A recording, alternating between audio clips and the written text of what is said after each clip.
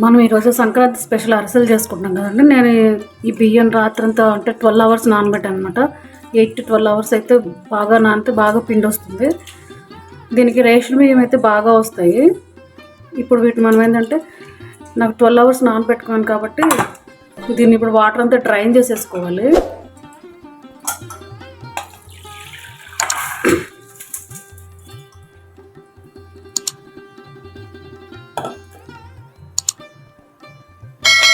ఈ వాటర్ తీసేస్తున్నాము.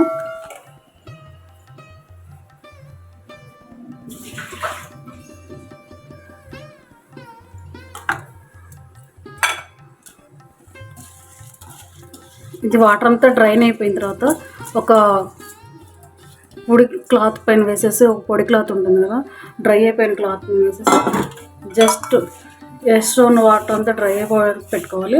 ఇది బాగా మాత్రం బియ్యం ఎండిపోకూడదండి. ఎండిపోతే మనకు అరసలకి పిండి సరిగా రాదు. ఇప్పుడు దీన్ని నేను ఒక క్లాత్ పైన వేస్తాను. ఇప్పుడు డ్రైన్ అయిపోయిన వాటర్ని ఒక క్లాత్ పైన ఇలా వేస్తున్నాను. జస్ట్ ఈ వాటర్ అంతా ఆరే వరకేనండి, అంతే. బాగా మాత్రం ఎండబెట్టద్దు బియ్యాన్ని. ఇప్పుడు మనకి ఈ బియ్యం అంతా చూసారు కదా, చేతికి అంటుకోవట్లేదు తడి, అలాగని బాగా కూడా డ్రై అవ్వలేదండి. ఇలా ఉన్నప్పుడే మనం మిక్సీ చేసుకోవాలి పిండి పట్టుకోవడానికి. ఇప్పుడు దీన్ని నేను మిక్సీ జార్లో వేస్తున్నాను. మనమే గ్రైండర్గా వెళ్ళి వేసుకోక్కర్లేదు. ఇంట్లోనే కొంచెం చేసుకునేప్పుడు మిక్సీ జార్తో వేసుకుంటే సరిపోతుంది. మిక్సీ జార్లో పిండి వేసుకొని దాన్ని జల్లించుకోవాలన్నమాట. మనం అరిసెలు చేసేప్పుడు పిండి కూడా కొంచెం తడిగా ఉండాలి, ఎండిపోకూడదు. ఇప్పుడు దీన్ని నేను మిక్సీలో వేస్తాను. ఇప్పుడు కూడా అరిసెలకి కొంచెం ఎక్కువ పిండి పట్టుకోవాలండి, ఎందుకంటే మనకి పాకంలో కూడా డిఫరెన్స్ వస్తాయి. పాకం ఒకసారి ఎక్కువ పీల్చేస్తుంది, ఒకసారి అలాగే తక్కువ కూడా తీసుకుంటుంది. అందుకని కొంచెం ఎక్కువ పిండే చేసుకోండి చేసుకునేటప్పుడు. చూడండి, ఇలా మిక్సీ వేసుకోవాలన్నమాట. ఇప్పుడు దీన్ని మనం జల్లించుకుందాము. అరిసెలకి పాకం పట్టుకోవాలి కదండి. ఒక కడాయి తీసుకున్నాను, దాంట్లో నేను ఒక చిన్న గ్లాస్ బియ్యమే తీసుకున్నాను అనమాట. దాని క్వాంటిటీ బెల్లం తీసుకుంటున్నాను. దీనిలో కొంచెం వాటర్ యాడ్ చేసుకుందాము. ఈ వాటర్ అయితే సరిపోతుంది.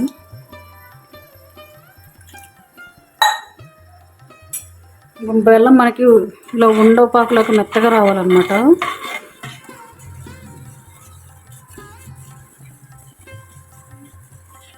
చూడు, మనకి ఇలా పొంగుతోంది కదా, ఈ పొంగుతున్నప్పుడు మనం దగ్గర గట్టి చూసుకుంటూ ఉండాలండి పాకం.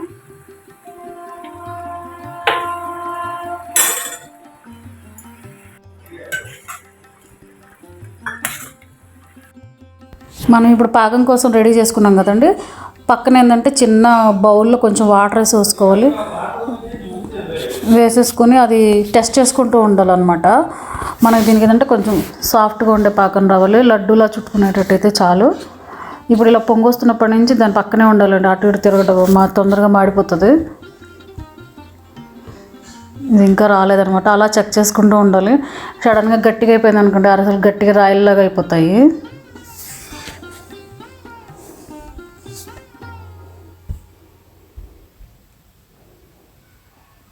చూసారు కదా, ఇప్పుడు వేయగానే అది అక్కడే ఆగిపోయింది. మనకు ఉండ చుట్టుకుంటే ఉండలాగా అయిపోతుంది. ఇప్పుడు దీంట్లో దంచిపెట్టుకునే యాలకుల పౌడర్ వేస్తున్నాను. ఇంకా స్టవ్ స్విచ్ ఆఫ్ చేసేసుకొని మనం ముందుగా రెడీ చేసి పెట్టుకున్న బియ్యం పిండి ఉంది కదా, దాన్ని కూడా కలుపుకోవాలి. చూసుకుంటూ కలుపుకోండి, కొంచెం పిండి ఎక్కువైపోయినా కూడా బాగా రావన్నమాట అరిసెలు అనేవి. జనరల్గా అరిసెలు చేయడానికి 2 మనుషులు కావాలండి.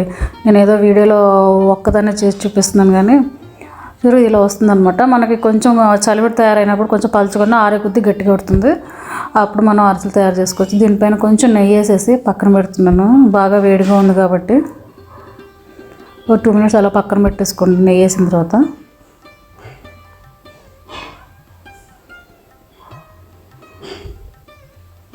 ఇప్పుడు ఒక బటర్ పేపర్ కానీ ఇలా ఫుడ్ ర్యాపింగ్ పేపర్ కానీ ఉంటే దానికి కొంచెం ఆయిల్ అప్లై చేసేసుకొని మన చలివిడి ముద్ద ఉంది కదా, దాన్ని రౌండ్గా చేసేసి చేత్తోనే తట్టుకోవాలి. ఇది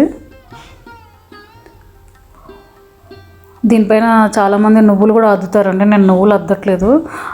దట్టు ఇది చిన్నగా తయారు చేస్తున్నాను అరిసెలు నేను, ఎందుకంటే చిన్నపిల్లలు తినడానికి ఈజీగా ఉంటుందని. మా ఇంట్లో చిన్నపిల్లలు ఉన్నారు, మళ్ళీ పెద్దగా చేస్తే వేస్ట్ చేసేస్తారని చెప్పి చిన్న చిన్నగా అరిసెలుగా చేశాను. ఇప్పుడు దీన్ని తీసి మనం డీప్ ఫ్రై చేసుకోవాలన్నమాట. ఆయిల్ వేడెక్కిపోయింది, ఇంక దీనిలో మనం వేసుకోవాలి